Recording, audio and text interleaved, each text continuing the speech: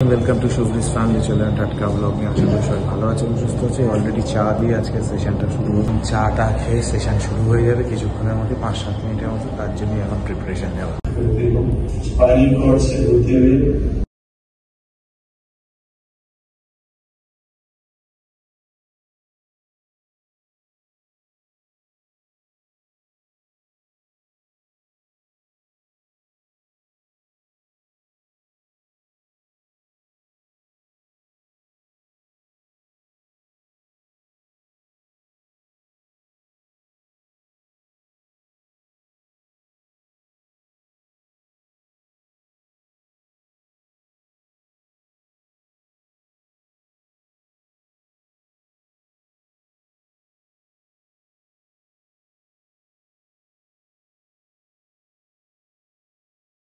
Good afternoon सबाइके welcome back to a new blog. आशा करी तुम्हारा सबाई खूब भालो आछो, सुस्थ आछो। और भालो सुस्थ थाकाटा खूब खूब खूब जरूरी। आज के अतटा सकाल बेला घुम थेके उठि ना, आज के फार्स्ट हलो प्रचुर सकाले घुम थेके उठेछि, कारण शुभमके आमार डेके देওয়ার ছিল। शुभमके डेके ढेके दिए एसे आबार घुमिয়েছি। তখনের ঘুমটা এতটাই গাঢ় হয়ে গেছে, ঘুম থেকে উঠতে উঠতে 9:30 বেজে গেছে। ওঠার পরে রান্নাবান্না করলাম, কারণ আজকে আমাদের হেল্পিং হ্যান্ড সে আসেনি, তো রান্নাবান্না করলাম। মা যেহেতু ভেজ খাচ্ছে, তো মা আমার ভেজটা করে নিল এখন, আর আমি আমাদের নন ভেজটা করলাম। একদম রাত্রিবেলা অবধি রান্নাবান্না সব কমপ্লিট করেছি, কারণ আজকে বিকেলে আমার একটু বেরোনোর আছে, আমার ডক্টর অ্যাপয়েন্টমেন্ট আছে, তো সেই কারণে আমার একটু বেরোনোর আছে। শুভম ওখানে আসবে, তারপরে একসাথে ফিরবো। আর এখন আমি করছি ব্লগ এডিট। সকাল থেকে একদম সময় পাইনি গো, এর জন্য এখন করছি ব্লগ এডিট। সেই সেম প্রবলেম আবার হচ্ছে।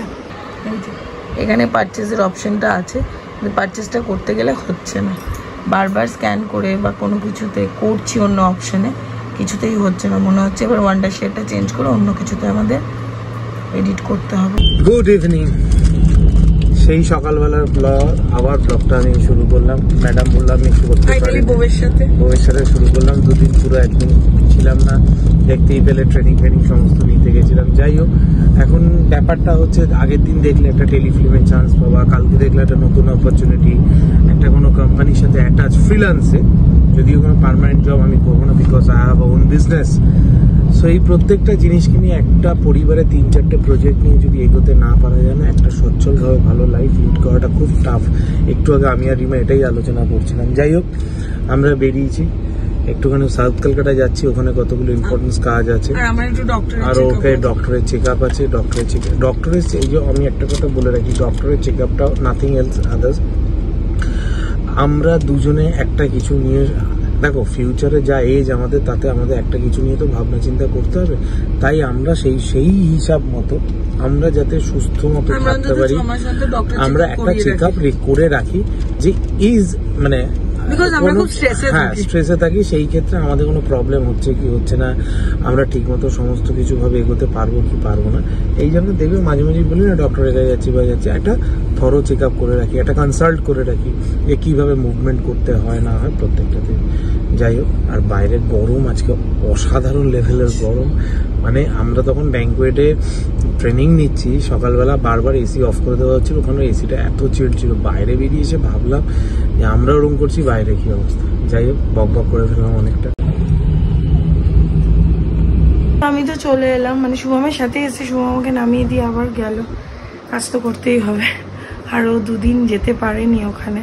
2 দিন বলতে কালকে রাতটা যেতে পারেনি, হ্যাঁ পরশু দিন অবধি তো গেছে, কালকে রাত্রে একদিনই পুরোটা যেতে পারেনি, আজকে সারাটা দিন যেতে পারেনি। তো সেটা আমি শুভমের সাথে বেরিয়ে আজকে দেখলাম ওর মা ব্রিজে উঠলে একটা মানে অস্বাভাবিক ভয় লাগছে, ওটা চুপ করে যাচ্ছে। ওই টাইমে আমি যত কথা বলাচ্ছি কথা বলছে না। তারপরে হলো গাড়িটাকে খুব শক্ত করে ধরে থাকছে। ভয়টা থাকাটা খুব স্বাভাবিক, বাট ভয়টা থাকাটা খুব খারাপও, হয়তো আস্তে আস্তে কেটে যাবে। আর শুভম যেমন বললো, আমরা একটা ডক্টরস চেক আপের মধ্যে থাকি। একদম আমরা ডক্টরস চেক আপের মধ্যে থাকি, কারণ দেখো নিজেদের পরিস্থিতি ঠিক না হলে 2 জন থেকে 3 জন হওয়াটা মনে হয় খুব একটা ঠিক ডিসিশন হয় না। তাও যদিও সবাই বলে যে যার ভাগ্য নিয়ে আসে, সেখানেও আমি বলবো যে না, ওটা একটা ঠিক ডিসিশন হয় না। তো এর জন্য সব কিছুরই একটা প্রিপারেশন যে আমরা ঠিক আছে নাকি। আর আমার ধাতটা যেহেতু আমি একটু মোটার দিকে হয়ে যাই, সেই জন্য আমি একদম প্রপারলি আমার থাইরয়েড বলো সব কিছু বলো একদম চেক আপে থাকে। আমার যদিও থাইরয়েড নেই। আর আজকে ওয়েটটা করে দেখলাম, আমি তো এর মধ্যে সব কিছু খাচ্ছিলাম, আর দেখলে কোল্ড ড্রিঙ্কস সব খাচ্ছিলাম, সেখানে দেখলাম ওয়েটটা বাড়েনি। হ্যাঁ, তো সেখানে একটুখানি নিশ্চিন্ত। তো আজকে দুপুরবেলা অ্যাকচুয়ালি সোনাই আর মাছ খায় না, তো সোনাইয়ের জন্য এক্সট্রা করে ডিম হয়েছিল, কোনো মাছ হয়নি। তো সেই কারণের জন্য আমি সোনাইকে বলেছিলাম রাত্রিবেলা তোকে আমি ভালো কিছু খাওয়াবো, তাই একটু চাউমিন এনেছি, একটু চিকেন, একটু ফিশ এনেছি, তো সেটাই খাবো। বাবাকেও দিয়েছি, কাকুকেও দিয়েছি। মা তো অ্যাজ ইউজুয়াল খাবে না, কারণ মা তো ভেজ খাচ্ছে।